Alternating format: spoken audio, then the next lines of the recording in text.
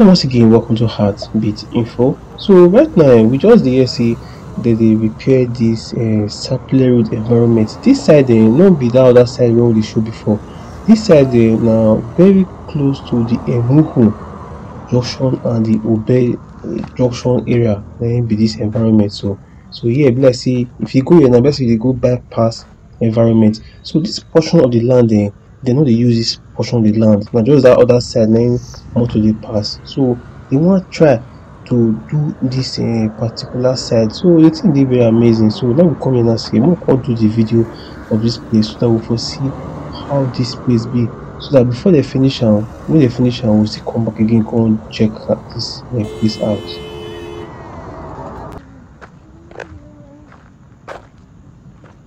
So you see, I see here now say they don't put slab for this place. So this side of the road now you see separate road now like two sides, but this particular side motor no dey pass this particular side, so they want repair this side so that make cars no dey pass this side. And because of that one go slow dey always dey for the other side where cars dey pass, and that place dey always dey get go slow issue, and that road dey face a lot of challenges. So when I go video the Obage community when we don show before, now see say they dey work on this place. Now see I will come back on a good day come check out this place, and luckily for me, once I come here now come find out say people dey work right now for inside this environment, because I dey like to show the place when they dey work so that we for see say people really dey work for inside the place. So right now we dey for the circular road of the Emuhu and the Obe axis of the circular road, very close to the bypass environment. So I dey hear say according to wetin they tell me, they still say they want to extend this road now down to I think Warri side or something. So I don't really know how true that one really be, but I know say they don dey work on this road. And that other side when we first show before, the circular road before, when they first show when they dey very close to the Ajip area, they don finish that one there. So hopefully, I don't know, maybe I fit just show that place for just some seconds so that we will see say they don finish that other side. And the way they do this particular this road na very nice road, like the way they do am like block by block. The thing dey very nice, and the thing dey very strong. So right now we don come in and say make we come check out this environment. So I want to say a big welcome to you to Heartbeat Info. If this is your first time when you come Heartbeat Info, I want to say a big welcome to you. And if you never come before, I want to say a big welcome to you. Welcome to Heartbeat Info. So we dey hear say different environment for Benin when we dey get to see a lot of development. And one of our person even tell me say they do repair work for inside Temboga. So hopefully very soon we'll still go Temboga, go check out the level of repair work when the authorities dey do for that Temboga. But right now we dey for the circular road axis of the Emuhu and Obe junction environment when we just this way. So I want to say big thank you to you when they watch Heartbeat Info. Thank you very much to you to support me financially. I want to say God will bless you. So thank you very much. And you will give us advice on how to work out for inside our great city. I want to thank you very much. So this side of the road now, we shall say they don't dey work on this environment. See that where gutter dey now. This gutter now they will cover am. So the thing just dey very nice. When I see the construction for here, I will see and say this place the road come back say they increase the road, they come dey higher than the houses when dey there now. I will see the drainage system when dey for inside there, say it dey very wide and very deep. And for that other Obe side you shall say they don't already do the gutter system for that other side, for that Obe road there. So but they never start to put the say the main ground, but they don't scatter the ground for that Obe side if you cross over. So once we finish for here, we'll still go the other side for Obe side. We shall say they don't break the the quota wey dey for there and dey don do the quota for there. So na just make dem continue am, make dem still put slab wey dem dey put so the thing dey very nice. And also thank you very much to even give us that tempoga, say dem dey do tempoga. Say thank you very much. So hopefully very soon we go, maybe next week we go visit the temboga. But right now we dey for inside the sapele road of the Enugu junction. So we dey see how dis place be na, say dey dey do heavy work for inside dis place. So dat place sef with the gutter, me the thing dey surprise me, say how come dey still cover dis particular environment. You see am say there na the motos dey pass now, and dat place dey get heavy go slow.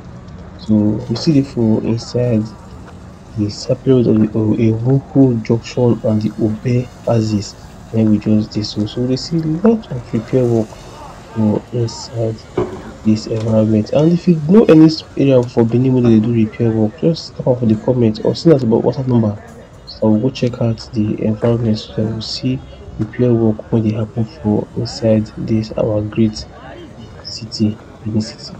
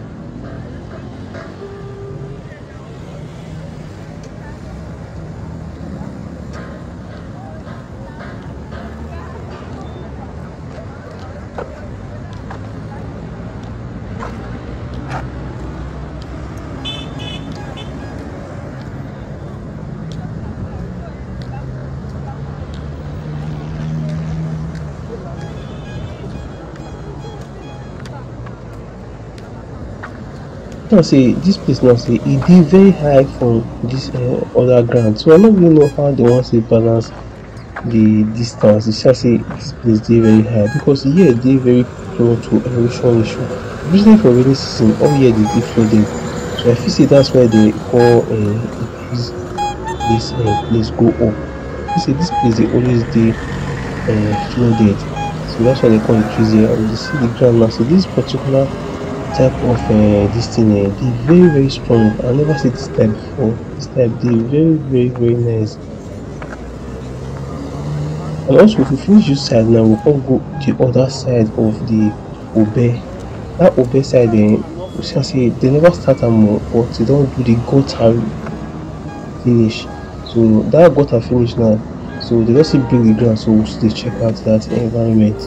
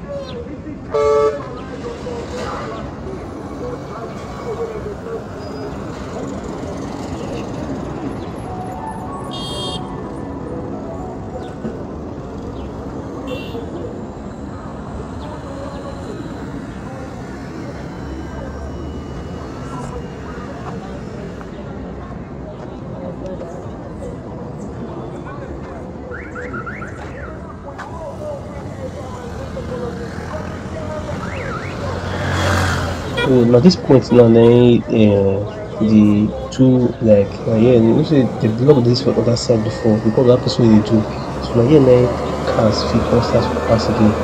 like pass normal road. So this junction now na be the point now wey the cars fit still pass.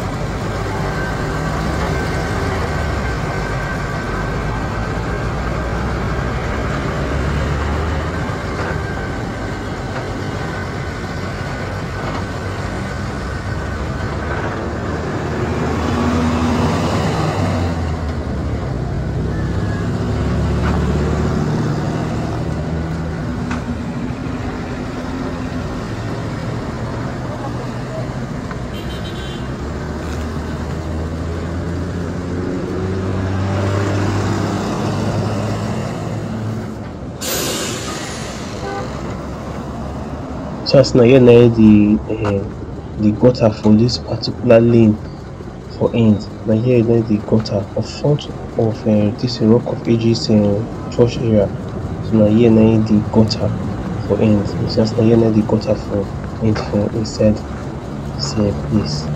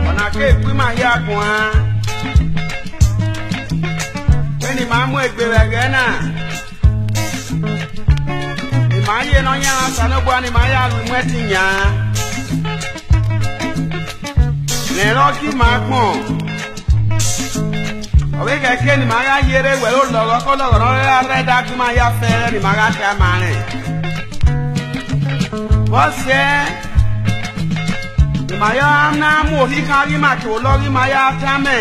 Opo keke wo hene nyame yobo hima. Wa sher mana ya gbari yobo keri yobo ye. Mane were no nyamo salogba no ju akon. Ero hin aseti meru ogwo enwe mi no gba. Wa time opo. Una time o he. So koma le bi oba ruere. So koma le ya fi amafia. Mo gbe gbe yo han mu e be no mi o egi na soto. Iku eru e yo to. U time o salogbo a. Wo salogbo akun a. Ene we ga ki wo go.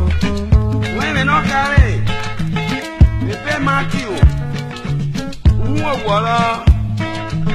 U fi e bara wo pa. O wa ku mere. Mana kpoku ero kwanya hu. Ya shiware. Ya liketinu wa. Afeti wona no ma. Osalogbo ano ya pon ye ni no. Me jamege. Ina e wo ti mi na we yo. Itin we we le gwerere. O sherma na mo we yo salogbo e ko de na. No ye me we yo go. Yere me no ke. Uwe besan. Wende nyagma ufienere oweda mege umiewe no hiere o sakin owa fian gbe no pe ani ke wo ni no mo ti nyare etien kadene na pa we ho we na si huana ule bosare we dagun we nya sabo e ha se ti mu herwe esa ti mu herwe usana pa ti mu homa ato ho bi ogwe o boro hu wa ya no ma ya ye were ga de bena diri ya ye o saka go ka pa so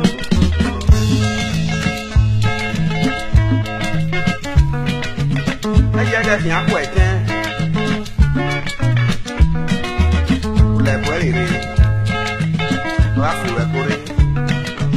Oga me ma ke gogo. Afu pe guero. Beni que esqueci.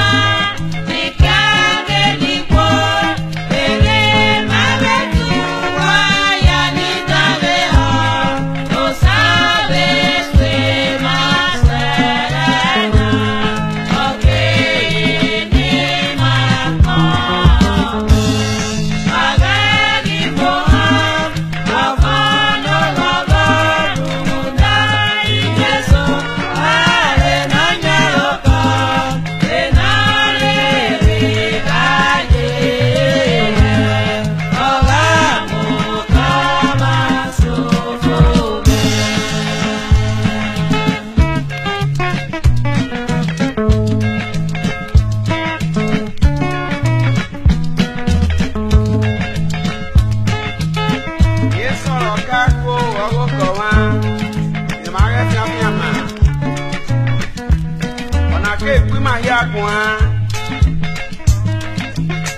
When mamu egberagena.